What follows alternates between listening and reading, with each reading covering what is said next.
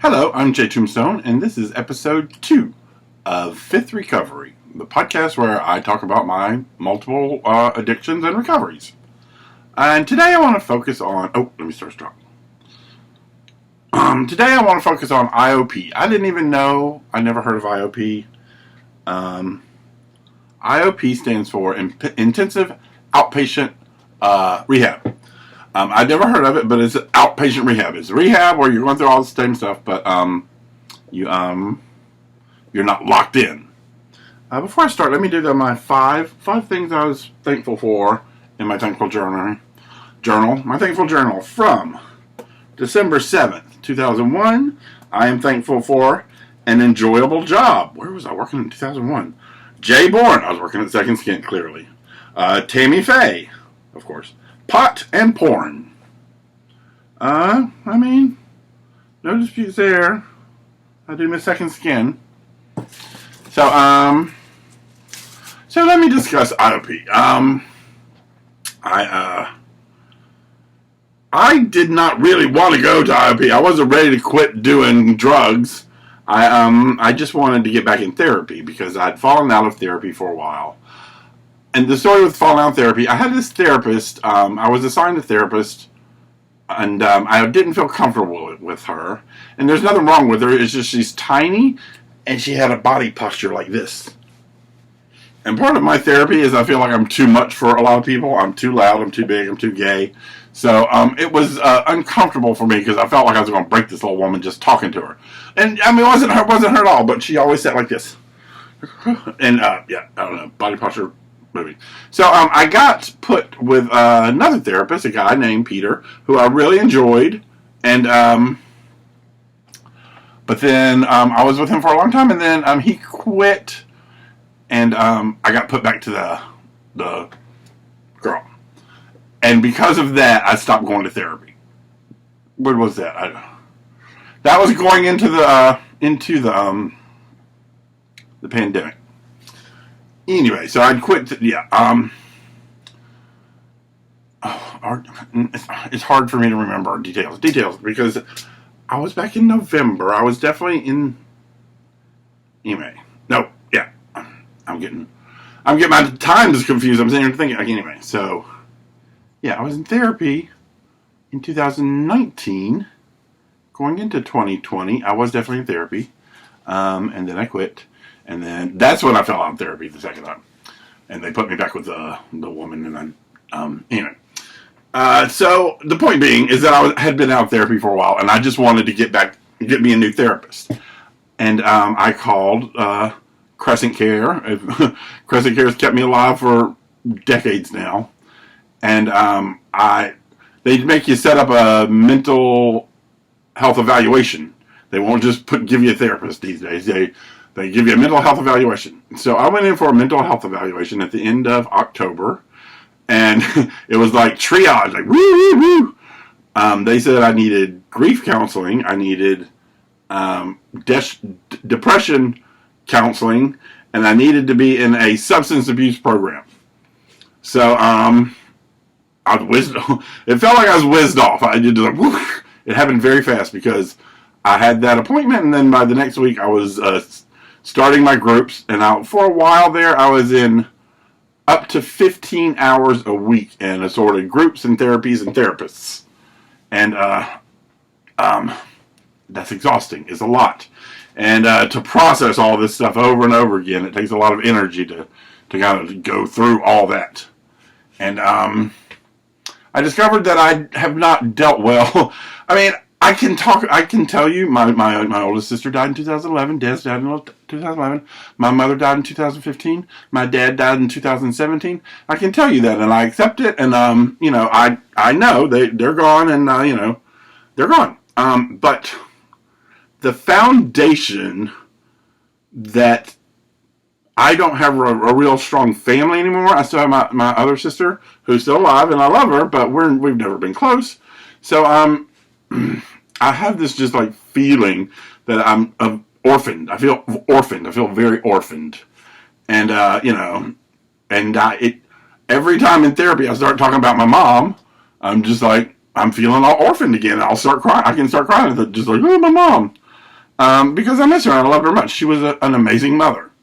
Anyway, so I got to IOP, and I was still, I still, I still had drugs when I started IOP. I had like a good old bag of meth at home, and I was like, I wasn't planning on doing it, but I don't want to throw it away. And now, if I'm in recovery, I need to at least do these drugs. So the first weekend of my recovery, I did all the rest of my drugs. And I told her, and she's like, I can't condone that, but blah, blah, blah. Very nicely. I love my therapist. And so I did. I spent one last weekend in November getting high, finished off my bag, and I started back at therapy. I said I was going to start back on Monday, and I was going to like go get fucked up all weekend and then show up on Monday morning because the meetings were Monday, Wednesday, and Thursday at 10 o'clock in the morning, which is early for me. And I was convinced I was going to go get high and show up at 10 o'clock in the morning and be like, oh, I'm fine. But it didn't work that way. It did not work that way. I didn't make it to that morning meeting. But nonetheless, I made it, and I was on the path. I was, although I felt a little bamboozled into rehab, I was in rehab. And I worked through a lot of stuff, and a lot of it is like just not sure what I'm going to do with my life. I'm currently now in trauma therapy, and my trauma therapist seems to think she can help me figure out what it is I should be putting my life towards. Because I've been stuck here since I'm about to be 55. I'll be 55 in August, and I have this clear memory of like before I turned 50, 5 years ago, thinking, oh my God, I'm almost 50, and I don't know what I'm supposed to be doing with my life. I've had a lot of fun. I've done comedy. I've had a band for a little short while. I've done a lot of stuff, and I don't regret anything. I've had a really great, amazing, comfortable life. I just don't know what it is I should be doing now. And when I accepted the job teaching after school, I thought maybe that's it. Maybe I should be doing that. Maybe teaching kids is my passion. And I enjoy teaching the kids, but it's not my passion. And I'm still not sure. Performance is my passion, of course, comedy. But I'm feeling very weird about actually getting up and doing a comedy show. I don't know why. I've got some stuff written, but I got to get through it. So, to the point that I haven't talked to a lot of people about. But in IOP, the last month of IOP, I had my partner come into my therapist with me. And my partner and I, it's such a long story, but we were supposed to get married, but he wasn't able to get married because he's still married to someone who he married in the 90s for immigration reasons, right? And right before we're supposed to get married, he tells me this. He drops his bomb. And even then, he was like, but, I'll get it fixed in a month or two, whatever. So it never got fixed, and it was like a thorn in my side for a long time, just like, what is up with that? Why? What am I missing? Why can you not divorce this person? And it just bugged the fuck out of me. And it caused a lot of fights. I annoyed the hell out of everybody around me. Just like, I don't understand, why can't he just married? And I don't know why I even cared, really. I didn't even initially want to get married. He brought it up first. And then I didn't take his initial proposal seriously. A year later, my mom had died, and I thought, okay, that's why. Because that's why I didn't take it seriously at first, because I was like, I don't even know why I need to get married. I know there's a dot right there. Anyway, so eventually I did agree. I kind of proposed back, like, maybe now we should get married. And somewhere between there and there, he remembered that his wife had not divorced yet. So it left me very upset and very unresolved, and it has caused a collapse of our relationship, I feel. That one little thing. I'm sure he would say something different, but on his own podcast. Oh, I've got a microphone. Microphone. Anyway, so I took him in to see my therapist in IOP in February, the last month I was in IOP. And he says, within the first 5 minutes of this session, he says that when he told me that he couldn't get married, that actually meant that he didn't want to get married. But he had seen that I'd been doing meth. So, that's why. He actually didn't, he didn't want, and yeah. Anyway, so he now is saying that the reason we are not married is because he knew I was doing meth back then, although back then I'd probably done it like very few times. I should say there are few times, months in between. It started right before my mom died. In 15, the wedding was in 2016, and yes, I was doing meth.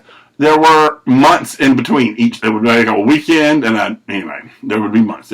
I was doing drugs, very sparsely, but then the events of the wedding freaking me out, and then my dad died right after that, led to a lot more meth use. So he tells me that. He drops this bomb on me that he didn't even want to be married. And I have been, it's been 7 weeks now. 7 weeks. And I have still, talking about it, I kind of almost feel that, feeling of, when somebody tells you something that shocks you and you're just like, whoa! You feel like your world shifted a bit. I feel that still. Because I've spent 6 weeks in a relationship with somebody who's now, although I have my own theories. But I don't believe that he didn't want to get married in 2017. Personally. But I can only go with the narrative that he's giving me, and that's the narrative he's giving me, was that by 2017, when we went through all that, he did not want to get married, and that's why for years he hasn't. But yeah, for years he just put it off. And the thing is that he's been putting it off, but he'll say, oh yeah, when I say, please get this divorce, he'd say, yes, I will. And then he'd be like, oh, I found her. One step, And then months later, I'd be like, so what's up with that? And oh, no. We'd fight. And then he'd be like, oh, we found a website. So that's what I'm really dealing with right now. And it's hard to talk about that with your friends. I've told most of the people that I'm close to, but I can't, it's hard for me to go anywhere right now, because I don't want to be in social situations, and when I want to just tell everybody, my boyfriend didn't actually want to get married with me in the first place. How do I live life with that in my mind, and anybody who knows him, and, I haven't talked to his people, or the people I feel are closer to him than me. I've only talked to the small group of my, number ones. And it's a small group of my number ones that are close to me all the time. And,